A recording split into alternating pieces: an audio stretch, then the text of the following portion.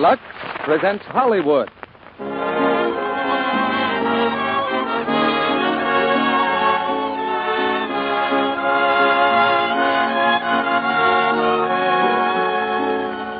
The Lux Radio Theater brings you Pat O'Brien, Ruth Warwick, and Chester Morris in The Navy Comes Through.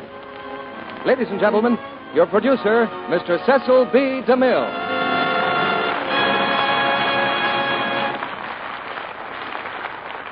Greetings from Hollywood, ladies and gentlemen.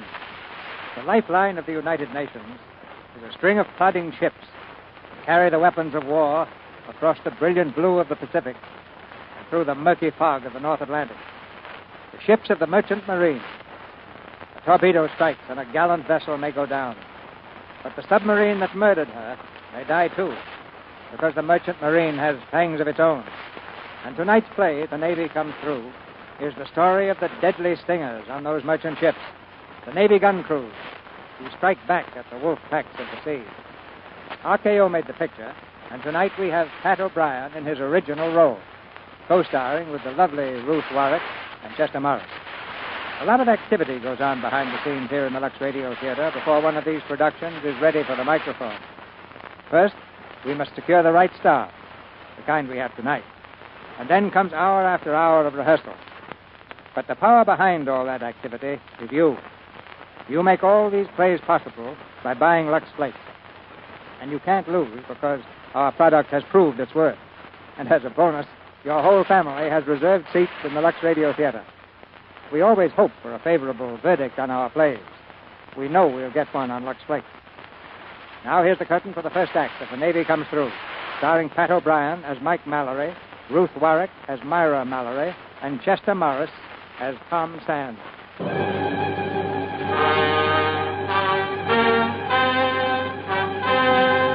Like huge black ghosts, they slip from their moorings in the dead of night and turn their bows to the open sea. Slowly they move, wallowing deep in the heavy waves.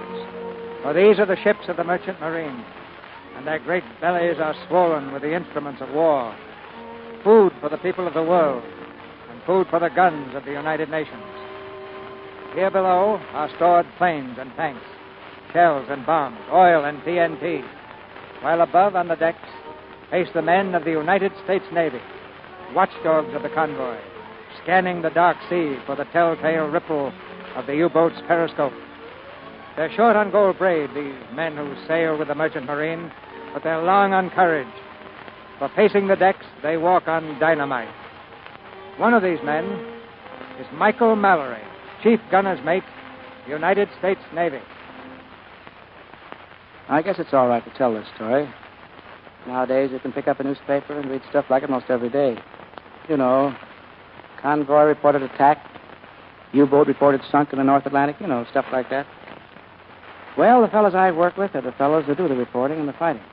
So we kind of know it from the inside. However, the beginning of the story you'll find only in the Navy records. That was back in September 1940, down in Washington, D.C. I was in Washington at the time. The Navy Court of Inquiry was in session. They called me as a witness. The Court of Inquiry, well, that's just like a civil court, only the judge and the jury down there, the United States Navy. You swear to tell the truth, the whole truth, and nothing but the truth, so help you God? I do. State your name, rank, and station.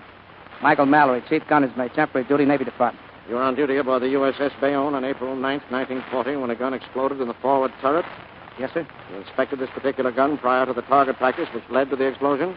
I examined the gun at 10:20 a.m., 2 hours and 40 minutes before target practice. Was it in good condition? No. I found the salvo latch improperly assembled. To whom did you report this? The assistant gunnery officer, Who was that officer? Lieutenant Thomas Sands. Did Mr. Sands have the salvo latch repaired? I don't know, sir. He said he'd attend to it, but the explosion occurred on the first salvo. Confine your testimony to the facts, Mallory, and avoid conclusions. Aye, aye, sir. Mr. Sands, do you have any questions? No questions. Very good, Mallory. That's all. Aye, aye, sir. Lieutenant Sands, will you take a stand? You swear to tell the truth, the whole truth, and nothing but the truth, so help you God? I do. State your name, rank, and station. Thomas L. Sands, Lieutenant, United States Navy, temporary duty, Navy Department, sir. You were assistant gunnery officer on the ship in question at the time mentioned? I was, sir. Did Chief Gunner's Mate Mallory report to you the condition of the salvo latch on one of the guns in the forward turret? Yes, sir. What action did you take? I ordered the turret captain to repair the salvo lamp, sir. Did he do so? Yes, sir. I supervised the repairs personally. And how do you account for the fact that this particular gun backfired on the first salvo, causing an explosion in the turret? I can't account for it, sir. Is there anyone who can corroborate your statement that you had that salvo latch repaired? No, sir. Why not? The men who repaired it are dead.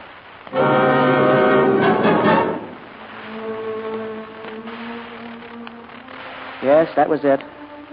They were dead. 3 of my friends were dead because somebody made a mistake. The trial didn't last long. They don't like mistakes in the Navy. When it was over, there was a girl waiting for Sands out in the corridor. Her name was Myra. Myra Mallory, my sister. Myra, you shouldn't have come here. What happened? What did they say in there? I'm resigning my commission, Myra. Oh, you can't. It's your whole life, Tom. Well, there wasn't any way to clear myself, so there's nothing else for me to do. What else could I do? But it wasn't your fault. Well, it was my responsibility. And in the Navy, that's the only thing that counts. Tom, what are you going to do? Well, I don't know exactly yet, but there's one thing I'm sure of. I'm going to get as far away from the Navy as possible. And what about us, Tom, you and me? Well, Myra, I'm afraid any future we might have had blew up with that gun turret. You mean your career blew up? I didn't fall in love with a commission. I'm not in the Navy. I'm just a nurse who fell in love with her patients. Darling, there's no gold braid on a hospital nightgown. Yes, I know, Marlene. Tom, why did this have to happen to you? Well, you'd better ask your brother that. Yes, but I can answer it, too. Yes, I guess you can. Goodbye, Myra. Tom, wait, I want to talk to you. Tom! Don't let him go. I hope you're satisfied, Mike. If you hadn't testified against him, he wouldn't have had to resign. Now, look, honey. Look. I'd have had to testify against him if it were my own father. Strictly routine. You never did have any use for him, did you? Well, all right, I didn't. I didn't like him the first time I saw him. I liked him less when he started hanging around with you. I know. The old Navy man's prejudice against the enlisted man's sister and the commissioned officer. No. The old Navy man's prejudice against seeing friends dragged out of a turret because some two-striper didn't do his job. He did his job. Oh, come on, sis. Let's not fight over it. It's finished, and there's nothing we can do about it. Forget him, honey. I'll never forget him. Well, you might as well. You're not going to be seeing him again. Why not? Because he's busted. He's out of a job. And who's going to give him one? Oh, Mike, it isn't safe. Oh, come on, darling. I didn't mean to hurt you. But it's the truth. Now, come on, buck up. It really is the truth. Here's a handkerchief. Come on, blow.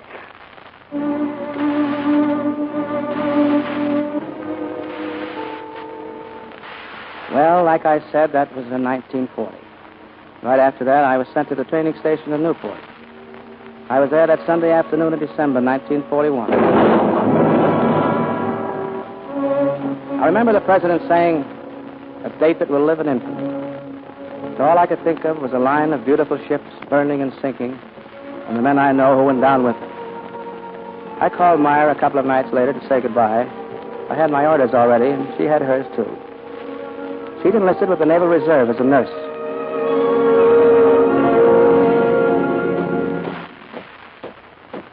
Company! Up! At ease, men. Well, you guys have been yelling for action. Now you're going to get it. Join a man who also likes plenty of action. Chief Gunner's Mate Mallory. Company! Attention! Here's your gun crew, Mallory. Thanks, Bud.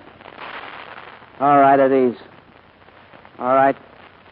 You men that will report to me at Pier 7, Brooklyn, 11:30 tomorrow night. Got that? All right, let's get some names here and talk up. Barringer. Samper. Dutson. Kroner.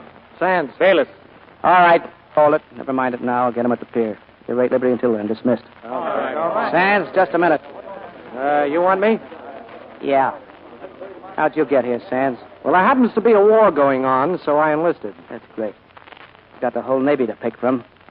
Why'd you have to show up in my outfit? Oh, it's just a little matter of obeying orders. Well, take a tip from me and apply for a transfer. Now, look, Mallory, if you don't want me in your gun crew, it's up to you to get rid of me. That's Navy regulation. Okay, sailor. I'll see you at Pier 7. If it's Navy regulations you want, you're going to get them.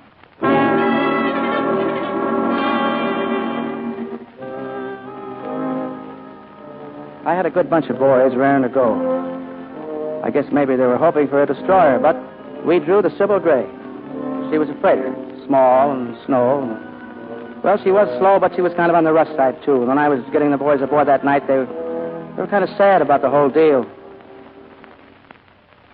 Bayless reporting. All right, let's get aboard next. Barringer, Chief. Say, we ain't really sailing on this thing, are we? This is your ship, fella. You call this a ship? She ain't fit to be a garbage scow. What'd you expect, a yacht? Well, I figured we raided a cruiser at least. We're reserving those for sailors. Here, wait a minute. Hey, you. See those boxes they're loading there? Yeah? What's it say on them? U.S. Air Corps. Ammunition, 50 caliber. Hey, yeah, hey. Well, that's some of the garbage the scow is carrying. Now get aboard. Next. Krona. Get aboard. Come on, Dutch, please. Not Dutch. How many times have I asked you? Well, you're German, ain't you? I'm not German. I'm American. Okay, Dutch. Please. Get aboard. Next. Dutson, sir. Never mind the sir. What's that you're carrying there? That's my radio set. Is it all right? Yeah, I guess so. Get aboard. Oh, Chief, my mother came down, and I'd kind of like to... Well, that's... Yeah, okay. You can stay on the pier for 5 minutes. Oh, thanks. Thanks a lot. Okay. Mike. Go ahead, sailor. Mike. Well, for the love of... Hello, Mike. Hello, sis. Well, I thought we said our goodbyes on the phone. So did I. But I got my orders. I'm shoving off in the morning myself. Yep. Wouldn't be surprised if we showed up in the same convoy. Oh, yeah? Well, fine. I'll wait for you. So long, kid. Hey, Mike, you wouldn't be trying to get rid of me, would you? No, but I gotta get on board. Hey, Mike, are you expecting a blonde? Oh, me? No. Oh, never mind. It's all right, Mike. I know why you're in such a hurry. What? Oh, Tom. Tom Sands. Tom. Oh, hello, Myra. Oh, Tom, where have you been all these months? Why didn't you write to me? Well, this new outfit's keeping me kind of busy. You're reporting for duty? Sands, Seaman Second, reporting, sir. Get aboard, sailor. Yes, sir. Well, so long, Myra. Goodbye, Tom. Mike, why didn't you tell me? Told you to forget him, didn't I? You still hate him, don't you? Well, I don't love him, that's a cinch. But I do, Mike. The Navy gave him the benefit of the doubt. They let him resign and then accepted his enlistment. If they can give him a break, you can. He gets the same break as anyone else, no more, no less. It took a lot of courage for him to enlist as a seaman. There are a lot of gall. The men in that turret were my shipmates. One of them was the best friend I ever had. Goodbye, Myra. Goodbye, Mike.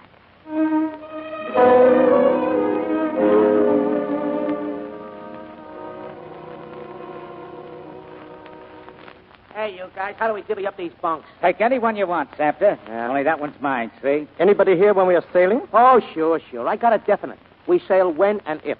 When they finish loading this and if the engines wake on this tub. Hey, Dutson, what's that contraption you're rigging up? That's a radio, shortwave. Yeah, that ain't going to wake on ship's current. Oh, no? I took care of that. A compensating rheostat for the change in voltage. You fixed it yourself, Dutson? Fix it? I built it. I've been a radio bug ever since I was a kid. Well, you should have applied for a radio rating. You would be a petty officer. Thanks, but I've got my sights on a commission. Hey, speaking of commissions, this guy Sands we got with us used to be a lieutenant. Only the Navy kicked him out. What for? Oh, nothing much. Just letting a bunch of guys get knocked off in a turret on the Bayonne. An ex-officer. I don't think I envy him. Well, I hear he's got enough to even show his face around here. Why, I heard that he got awful good hearing, haven't you, sailor? Yeah. Hello, Sands. I was just talking about you. Yeah? Something nice, I hope. No, as a matter of fact, it stunk. Thanks. Is it okay with you, Admiral, or do you want to make something out of it? Well, I guess you've got a right to talk. You ain't giving it to me, sailor. Don't get that idea. Get your gear off that bunk. Why? Because it's my bunk. Well, my gear was there an hour ago. Yeah? Well, it's out of there starting right now. Want to make something out of that? I guess I have to, don't I? I don't know. Even a rat will stand up and fight when he's cornered. All right, Beringer. Take it easy, will you? What goes on here? Cut it out. Do you hear me? Cut it out. What's the matter here? Oh, just a little argument over who gets this bunk. Who had his gear in there first? Well, Sands did, but I tossed it out. Well, toss it back in again. I want to tell you something. This goes for all of you. All the fighting on this ship will be done topside. Does everybody understand that? Yes, sir. Okay, now we're shoving off any minute.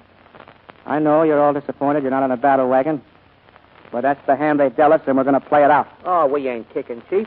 The only thing is, supposing you're out with your sweetie pie and she wants to see your ship, you got to point out this floating pile of junk. So what? So you tell her, look, honey, that's where I live.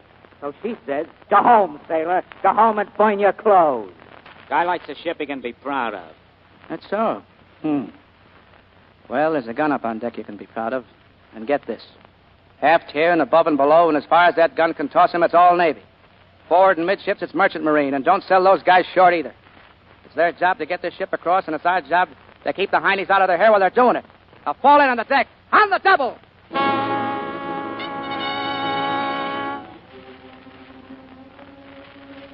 Sometime that night, along about 12 o'clock, we slipped out of Brooklyn.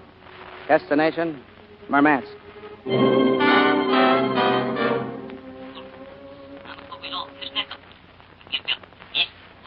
Hey, Dutson, will you turn off that homemade jukebox? I'm trying to get some sleep. Can't you get something besides static, kid? That's not static. That's jumble code. Jungle code? No, jumble code. The words are scrambled. Scramble? Like egg? Yeah. I'm trying to unscramble them. Been trying to ever since the war started. What's it all about? Well, it's the new way of sending confidential messages.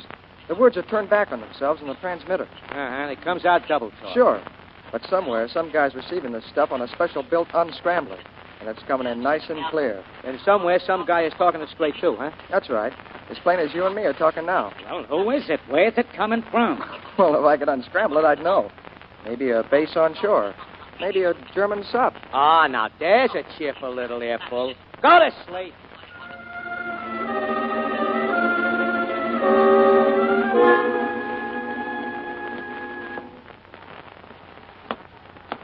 Stan. Yes, sir?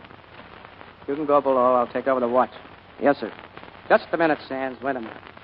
Look. I don't know who started that argument down there, and I don't care. But I want to tell you something for your own good. You want to get along with those men, be one of them. I'll hold up my hand. Forget the officer and gentleman stuff, see? Yeah, but since you brought it up, I'll tell you something for your own good. In the Navy, you're not an officer because you're a gentleman. You're a gentleman because you're an officer. And you're an officer because you can do any dirty job of work better than any enlisted man on the ship. Mm-hmm. Who told you that, Sarah? Oh, a pretty fair sailor by the name of John Paul Jones. Ever hear of him?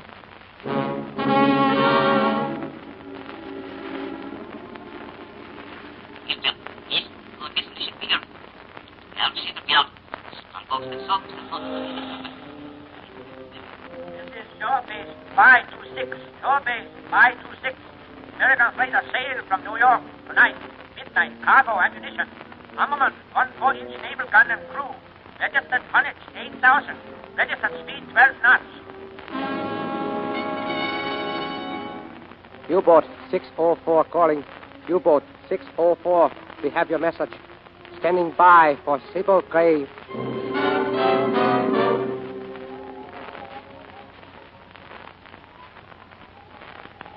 It's funny how you know sometimes. You're on watch maybe just at dawn. You've got your eyes glued to the water. And as far as you can see, there's nothing but whitecaps. Just the same, you know. There's something up. Your fingers itch to grab the speaking tube in the old battle station. If you hold off, they need their sleep down there. And then broad off the port bow, there's a ripple that you don't like. There it is again. Now she breaks water. She's a submarine. You're looking right down into her gun. Battle station! Battle station! Battle station!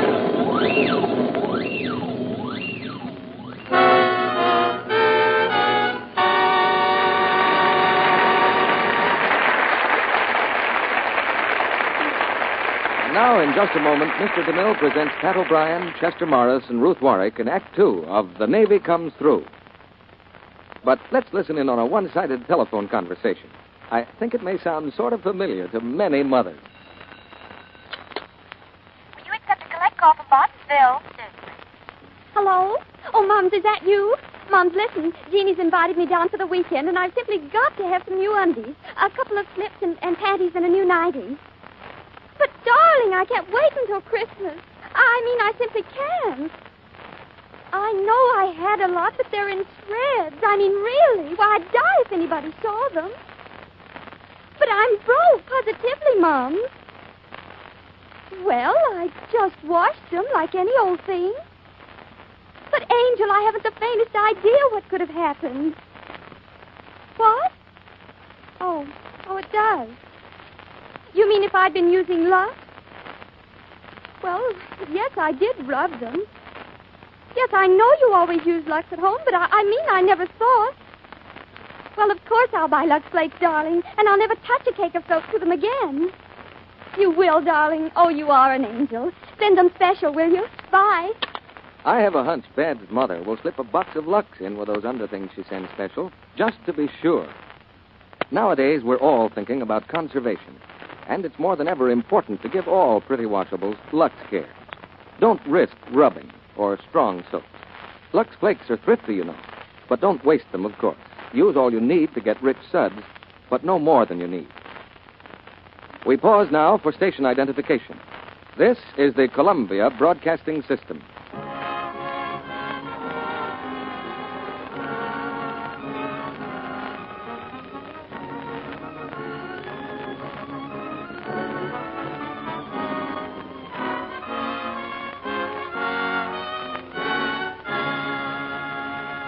Act 2 of The Navy Comes Through, starring Pat O'Brien as Mike Mallory, Ruth Warwick as Myra Mallory, and Chester Morris as Tom Sands.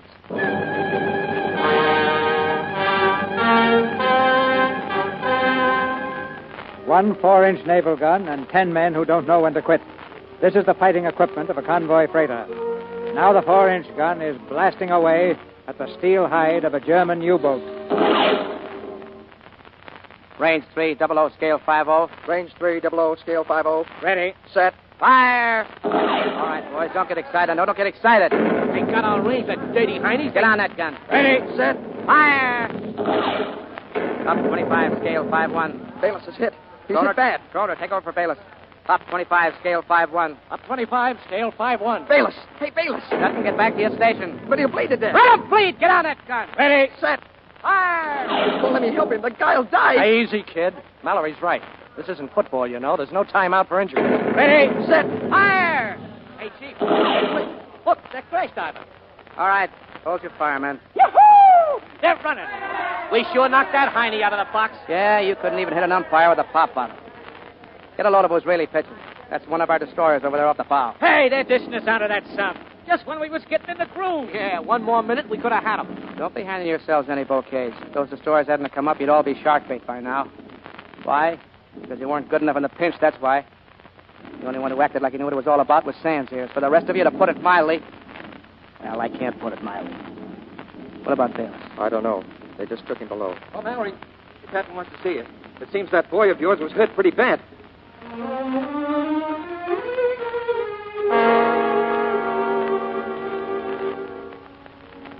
Well, there was nothing much we could do for Bayless.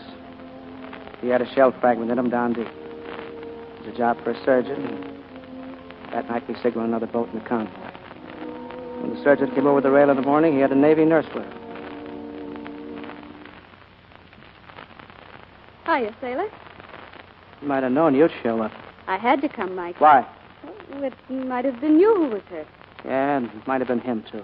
Yes, it might have been him. Miss Mallory. Coming, sir. I'll be seeing you, Mike.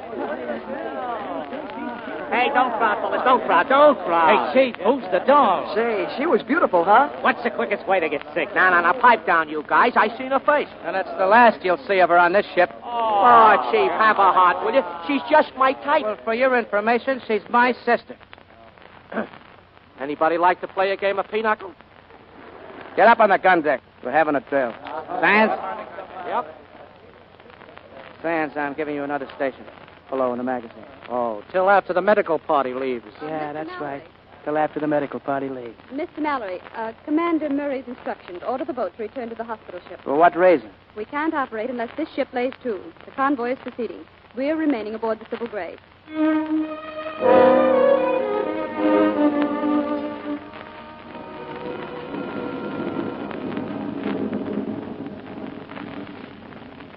The Civil Gray was on her own for the next few days, about 6 hours behind the convoy. And then early one night, the captain ordered her engines stopped. We lay to, drifting in the fog. Balance all ship bells. No talking. I want absolute quiet.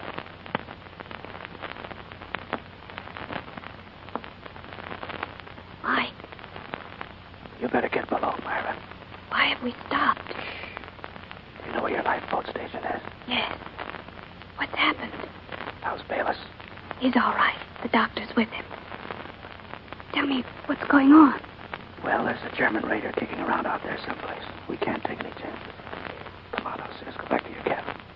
Mike, is this serious? Well, if he spots us, he'll blast us right out of the water. Thanks, Mike. Wait a minute. Where are you going? You know where I'm going. To Tom. Myra, what about Joe O'Connor?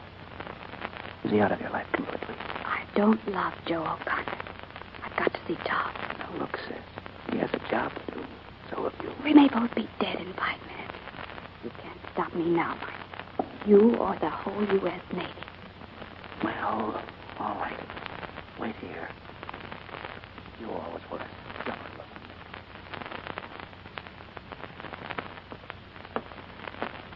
Sam, come here.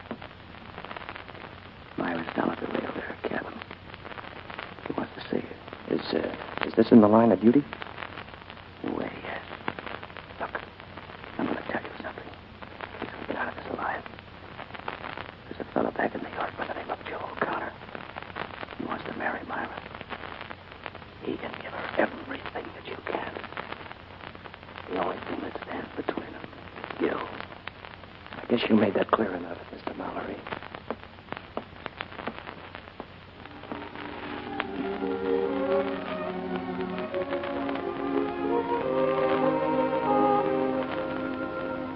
Tom, how much longer do we have to wait like this? Can't tell. Maybe all night. We can't move till we know where that raider is. Tom, put your arms around me, please. All right. I'm not afraid if we're together. Are you? Myra, if anything should happen, remember, get clear of the ship. Do you love me, Tom? Listen. I said, do you love me? Quiet. Do you hear it? Is that a German raider? It must be.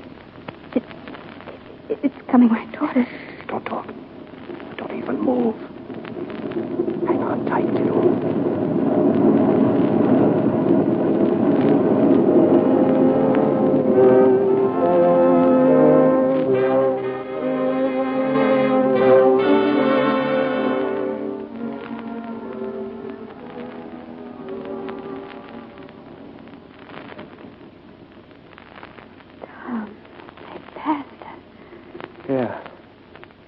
Miss us by much. No, but they might as well kill me or scare me to death. Oh, am I right? I guess we'd better get back to our jobs. Well, I've always felt that my job was kind of looking after you. Yeah? Well, I've got to get back on the watch now. What is it? Still pride? No, Myra. Not exactly. Well, there must be some reason. Well, there is. You see, when I was out on the West Coast, I met a girl. Oh. Thank you for letting me make such a fool of myself. Good night.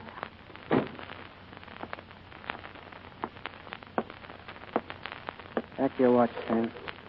Well, Mallory, you can stop worrying. The opinion that I'm a heel is now unanimous.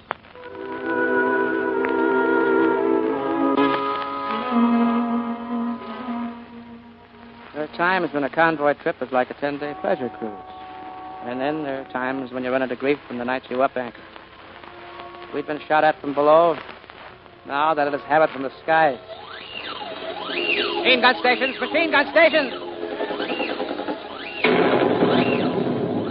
Get on those guns. Come on! Come on, men! Myra, get below. Tom, there's a man hurt here. Do you hear what I said? Get below. You can't do anything now. Well, just give me your hand. If I can't get him under the... Myra, look out! Archers, take over this gun. Okay, Admiral. The girl there, she's pinned under that boom. Keep that gun firing till I get back. Okay, Admiral.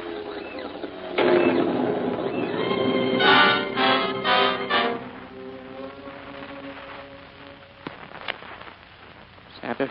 Here. Hudson? Here. Did we do all right, Chief? You don't see any Heine planes, do you? No, sir. Kroner? Here. Behringer? Burns is over here, Mallory. Behringer got it pretty bad, Chief. Just one of us? Where's Sands? Sands? Sands isn't here. Did anybody see him? I didn't. He wasn't at his gun. He was supposed to be with Behringer. He wasn't. Mallory, will you come here a minute? How is it?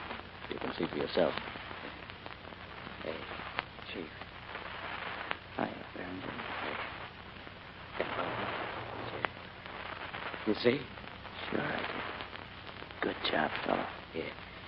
Hey, look, about Sands. I heard you talking. Well, wasn't it the gun, was it? Well, no, he went below. Easy, son. Don't try to talk. No. Yes, Simmons. You want me? Yes, I did. A little while ago, we could have used you up there. What's the matter? You ran out. That's what's the matter. Now, wait a minute, kid. Why weren't you at your gun? Well, Berenger can tell you. Berenger. I'm afraid he can't. He's dead. What were you going to say, Sands? Nothing. You know, Sands, I'd like your alibis better if somebody lived to back them up.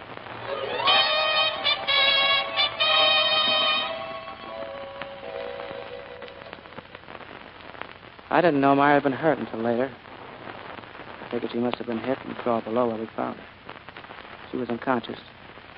But the surgeon said she'd live, and that afternoon, we had a service on deck for Berenger. Our Father who art in heaven, hallowed be thy name. Thy kingdom come. Thy will be done on earth as it is in heaven. Give us this day our daily bread. Forgive us our trespasses, as we forgive those who trespass against us. And lead us not into temptation, but deliver us from evil. Amen. Unto Almighty God, we commend the soul of our comrade departed, and we commit his body to the deep, in sure and certain hope of the resurrection into eternal life through our Lord Jesus Christ, at whose coming in glorious majesty to judge the world, the sea shall give up her dead. Amen.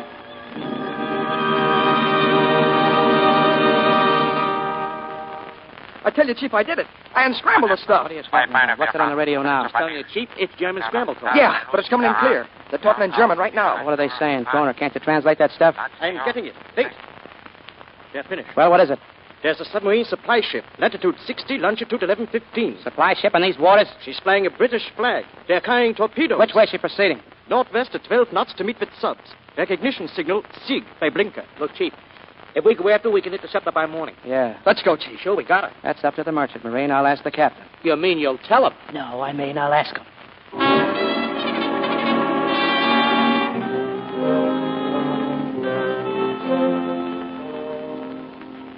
What's your plan, Mr. Mallory? To sink this supply ship? No, sir. No, I'd like to take her over as a prize of war. I see. And who will sail her? Well, if you could spare me enough men for a crew. Well, I could let you have a quartermaster, skeleton crew. With my second officer dead, there's no navigator I can give you. See, no navigator, huh? All right. I'll take you up on that. I haven't agreed yet, Mr. Mallory. You realize this is a very dangerous proceeding. Yes, sir. Taking her over would mean crippling sub-action in these waters for weeks, maybe months. Look here, Mr. Mallory. I've had 3 ships torpedoed under me already. I've swum in burning oil. I've floated 10 days on a raft. I've starved and I've frozen. And now what are you asking me to do? Go to war? Yes, sir. I thought I was over draft age. All right. Mr. Reynolds, change course.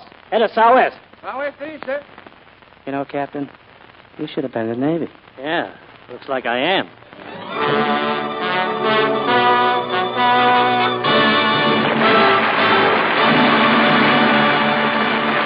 After a brief intermission, Mr. DeMille presents Act 3 of The Navy Comes Through, starring Pat O'Brien, Chester Morris, and Ruth Warwick. Haven't you often wished you could read other people's minds? Let's listen in while Nancy Jones spreads the good news that Jim, her soldier husband, is coming home on leave. First, we'll hear what people say to Nancy. Then, right afterwards, what they think.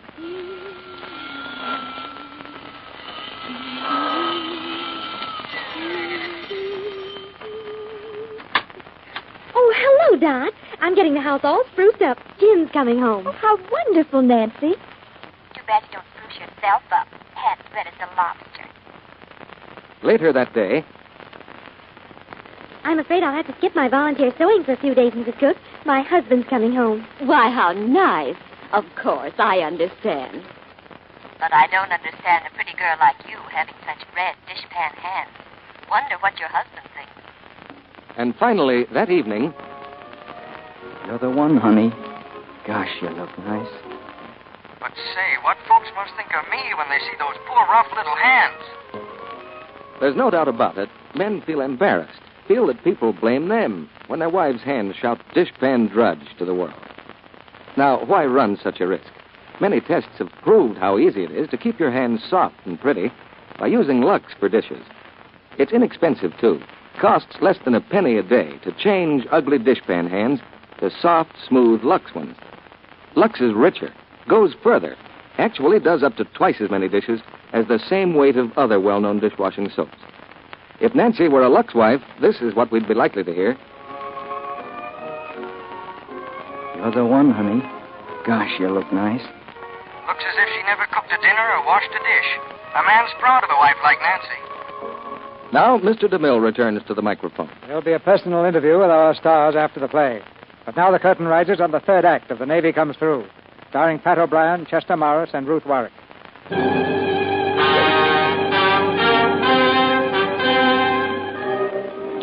We sighted the supply ship at dawn. Like Kroner had said, she was flying the British flag. That didn't stop us from putting a shot across her bow. 2 more in the same place that she hoped to. British flag came down, the white one went up in its place. She'd quit without firing a shot.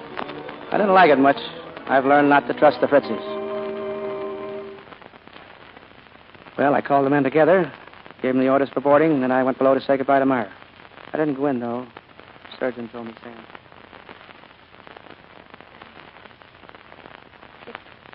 It was nice of you to come. They told me you asked for me. How are you, Myra? I guess I'll live. Thanks for getting me down here. Who told you I did that? No one, but it couldn't have been anyone else. Well, look, I wish you'd forget about it.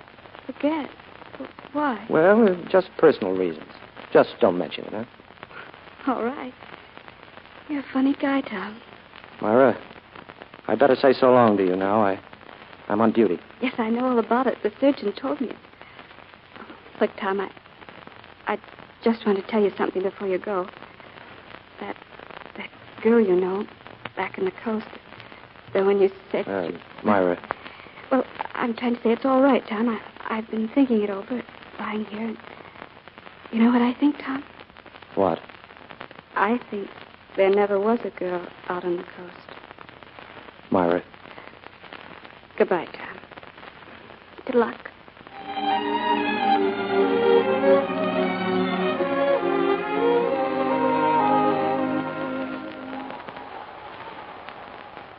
We boarded the Odin inside an hour. Make fast! Make fast! The captain met me as I came over the rail, handing me his revolver. Well, I can't say I'm pleased to meet you, sir. But we carry a load of high explosives since you caught us by surprise. Yeah, that was the idea, Captain. What are your orders, please? I'm taking this ship as a prize of war. I imagine you need the tonnage, thanks to our U-boat campaign. And I suppose you want us to go aboard your ship now. Yeah, that's it, yeah. Get your men together. Yes, Bannon. Easton. Go up. Wait a second, as you were. What, Sands? Well, what are you sounding off about? Well, it just occurred to me that this fellow's in an awful hurry to get himself and his men off the ship. So what? Considering we're loaded to the gunnels with torpedoes, I thought it might be a good idea to hold these prisoners aboard. You know, just for insurance. I think you got an idea, Sands. Captain, stick around for a while. Tell your men they're going to stay aboard. Emil, wir müssen noch ein Weilchen hier bleiben. Now tell them we're going to batten them down in the hold and keep them there the rest of the voyage. Für den Rest der Fahrt werden Ihnen Achterbahn gefangen gehalten. Nein. Finger picken deinen Platz, du Schwein! All right, Captain, cool off. What's the matter with that man of yours? Here, you, step out. What is it? What's the matter? Ask him, Kroner. Was ist los, Junge? Das Torpedo ist mein Herd. He says one of the torpedoes has been set to explode. All right. Tell them to take you and Sands to it. Everybody else stay put. Get going.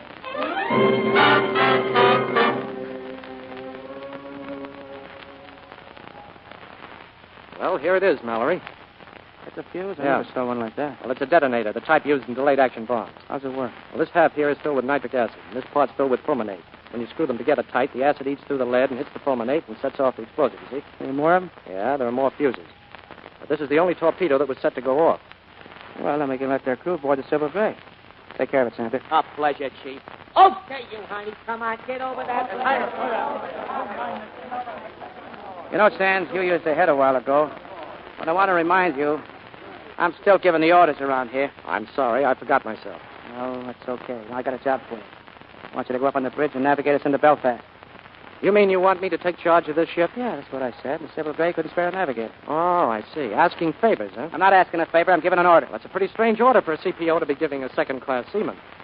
It seems to me that's over and above the line of duty. That's a job for a volunteer. All right. Okay, Sands. If it gives you any satisfaction, I'm asking you to volunteer. Well, I'll volunteer, Mallory, but I refuse to sail it to Belfast. What do you mean? This ship is loaded with torpedoes for enemy submarines. I propose to deliver them. Deliver them? With one of these fuses in each consignment. We can do more damage to the submarine campaign than a whole flotilla of destroyers. My duty to bring this prize into port. Well, I'll relieve you of that responsibility. I refuse to navigate this ship anywhere except after submarines. I'm still giving the orders? Yes, I know. You said that before. Now, what about the crew? This looks like a volunteer job for them. Don't worry. I'll vouch for my crew. Uh-huh. Then you like the idea? Yeah, I like it. The only thing I don't like about it is you thought of it. All right, go on up on the bridge. Take off.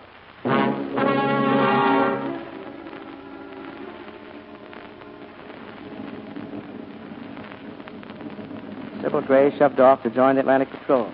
And then we headed the Odin Northwest, the same course she'd been before. With Kroner doing the talking over the radio, we raised every sub for 100 miles around. And they started flocking towards us. First was due any minute. I had the boys up on deck giving the last orders. All right now, boys, I told each one of you what your job is. Don't rely on your own judgment. You're liable to throw a wrench into the work. All right, Dutch, try him out on that Heine talk. To befehl. Oh, murder. It isn't very good, Chief. No. Try that other thing. All together now. Heil Hitler. Heil Hitler. Bowie. Cut it out, Scepter. I don't like that Hitler routine. Well, you got to do a lot of things you don't like to win a war. All right, try it again. All together. Heil Hitler. Heil Hitler. That isn't very good either. No, that wasn't very good either. No. All right, think of it. The best thing to do is keep your mouth shut. Periscope is down. A periscope. Hey, Mallory, here comes your first customer. There she is. She's right behind us. She's coming up. Now get your men set, Mallory. She'll be alongside in a minute. All right, go ahead, boys. Get to your posts. Kroner, you do the talking. Don't worry. Sands, better go up on the bridge. Even with that Heine uniform, that Irish kisser of yours won't fool anyone. Speaking of Irish kissers, ask the man who owns one. May I suggest, gentlemen, that neither one of you is exactly the conventional German type? All right. I'll get below.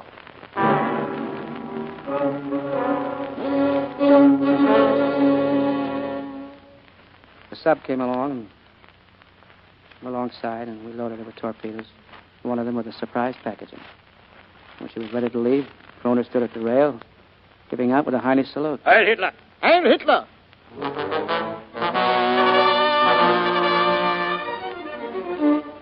Sub shoved off, and then about a half a mile, flew up into 1,000,000 pieces.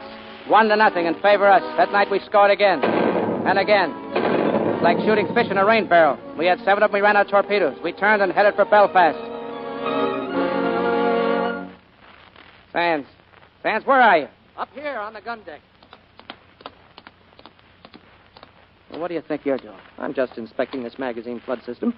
You handle the navigation. I'm still running the gun deck. Well, then why don't you run it right? That flood valve is frozen. I'll run it right. Let me at that thing. It is frozen, isn't it? Oh, I thought those squareheads were supposed to be efficient. Well, anybody could make a mistake. Yeah. Once. Oh, Kroner. Yes? Check that overflow pipe. I did. Is it working? It's working. All right, and don't forget to secure that door when you go out. Well, what are you waiting for? Why are you trying to make the crew hate you more each day? What the crew thinks about me doesn't make any particular difference. If you would only make an effort... Now, look, Kroner. It's only when you're guilty that you have to try and prove your innocence. And don't forget to secure that door.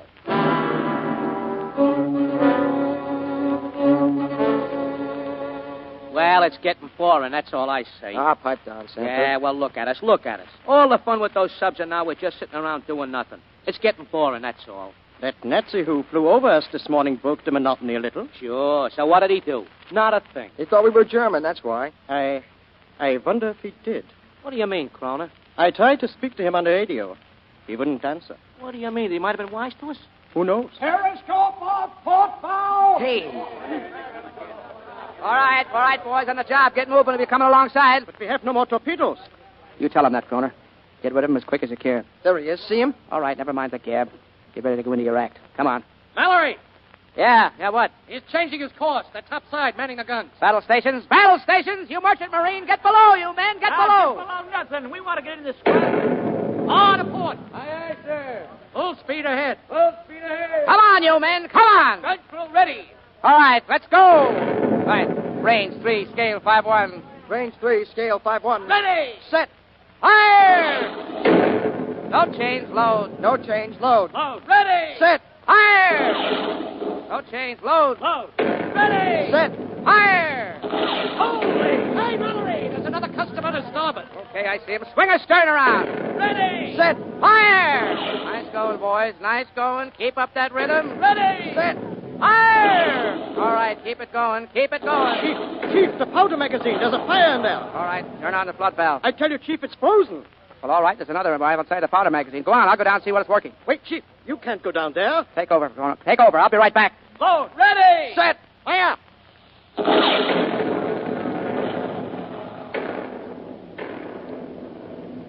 Well, the inside of that magazine was thick with smoke. I tried to find the valve, flood the place with water, and then I guess the smoke got me. I couldn't reach the valve. Couldn't even get out of the place. I went down on my knees, choking. Last thing I remember was a fellow coming down the ladder and groping his way toward me through the smoke. He got to the valve, he turned it on. Got me out of there, too.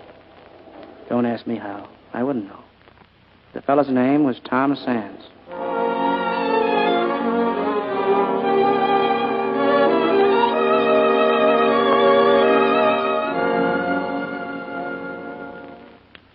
The boys got those subs.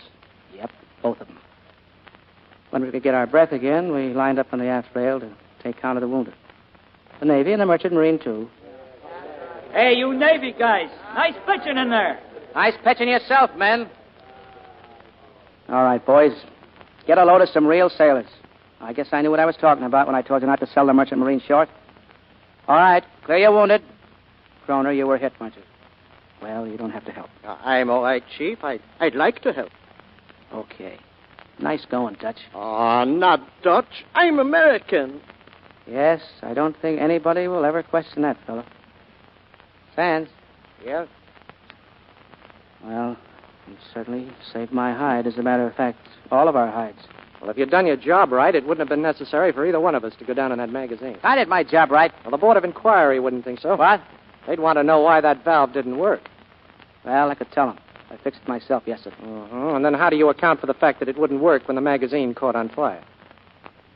Well, I can't account for it. I see. You know, I had the same trouble once myself in a gun turret. Remember? On the Bayonne. Yeah, the Bayonne. That's right. Well, I guess if you could take it, so can I. Oh, you won't have to, Mallory. It just happens I know you repaired that valve. And I'm alive to tell them. Say, wait a minute, sailor. I can't figure out how a guy with guts enough to go down in that magazine. Yeah, I know what it is you want to know. Why I ran away from my post that day, huh? Yeah, that's exactly what I want to know. Uh-huh. Well, why don't you ask your sister?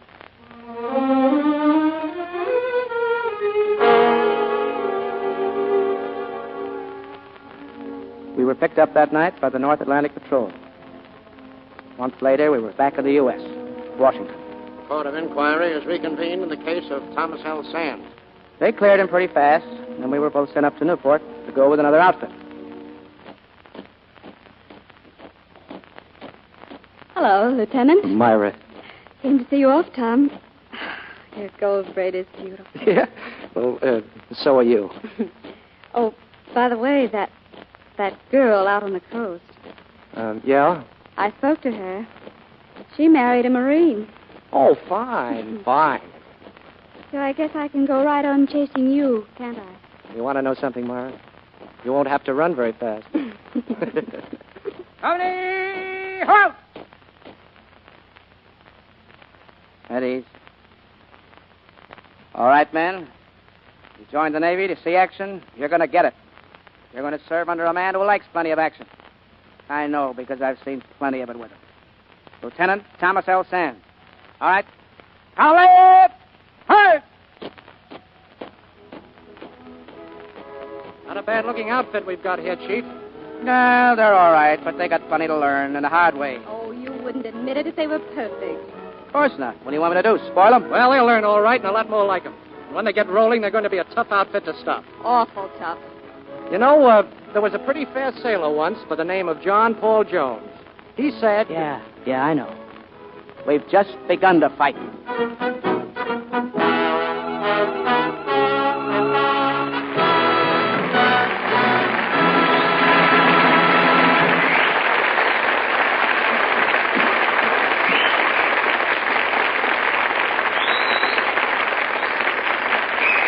And now, before our stars come back to the microphone for a curtain call, I want to read a letter from Miss Ann Parker of New York. Miss Parker admits she's a Lux Radio Theater fan, but, well, here's her letter. For years, I've been a very ardent listener to your program, but when you advertised your product, I took it for granted you were giving it a boost, so to speak. Well, recently, having bought some rather dainty blouses, I bought a box of Lux Flakes. Believe me when I say you don't say enough about them. When it comes to studs and washing things beautifully, Lux goes to the head of the class. Thank you, Miss Parker. That's a mighty good tip for this winter, since women are wearing blouses more than ever, because, of course, they're wearing suits more often. It's the smart way to keep comfortable while you're saving fuel. You can keep those blouses of yours fresh and pretty all winter by sudsing them in gentle Lux Flakes. And remember those rich suds Miss Parker mentioned? It's true. Ounce per ounce, Lux gives more suds than any of the 10 other leading soaps tested. Start your blouses on a Lux Life today. Lux is so thrifty, you can wash over 80 blouses with just one big box. If your dealer is out of Lux today, try again. It's worth waiting for. Now, here's Mr. DeMille with our stars. It's curtain call time. Time to congratulate Pat O'Brien, Chester Morris, and Ruth Warwick on their thrilling performances tonight. Thanks, CB. It's swell to be back. Pat, I bet you acted like a seasoned trooper the very first performance you ever gave. Oh, you couldn't have been there, CB. No. You're too young. Well, maybe it's just as well he missed it. No, I smell a story. Don't tell me you had stage fright, Pat. No, just a little accident, CB. I was playing the part of an angel in a school play. One of my wings got knocked off, and I stooped down to pick it up. The nightshirt I was wearing kind of ripped up the back. Don't look now, but I had to exit backwards. If you care to repeat that act sometime in the Lux Radio Theater, I'll guarantee you the biggest hand you've ever received. That I would like to see. Well, there are all kinds of ways to get into the theater. How did it happen with you, Ruth? Well, I was mixed up with a turkey. Oh, if you mean a bad play, that's also a quick way to get out of the theater. No, I mean a real live turkey. I won a contest back home in Missouri, and the prize was a trip to New York. And one of my duties was to present a turkey to Mayor LaGuardia, because turkeys were our chief local product. His Honor was thrilled, no doubt. I'm afraid he may have been bored by the whole idea. I'll try giving anybody a turkey this year and see how bored they get. You can start with me, Ruth. Chester, how did you get in the theater? The hard way, CB. I fought my way past the stage doorman. And if you don't believe it, look at that nose. Well, I've been looking at it all week. Well, just to break the monotony, Mr. Mill, why not look ahead to next week and tell us what the play's going to be? I will with pleasure. Because I think it will be one of the highlights in the history of the Lux Radio Theater. Our play next week is the distinguished Metro-Goldwyn-Mayer screen hit, Mrs. Miniver. And our stars will be Greer Garson and Walter Pidgeon. They're the same stars you saw in the picture. The artists who made this drama live in the memories of all who saw it. We consider it a real honor to bring you Greer Garson and Walter Pidgeon in Mrs. Miniver next Monday night. Like everybody else, I'll be listening in, CB. Good night. Good night. Good night, CB. Good night. Good night. The Navy and you really came through. Ladies and gentlemen, if you're racking your brain over your Christmas shopping problems, I have a very simple answer. That answer is war bonds and stamps. Every bond or stamp you buy helps to speed the attack on the enemy and gives the owner a little nest egg for his own post-war planning. But besides that, buying bonds and stamps now will help to stop inflation.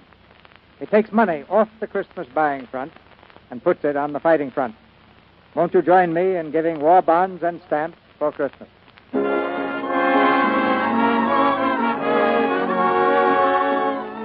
Our sponsors, the makers of Lux Flakes, join me in inviting you to be with us again next Monday night.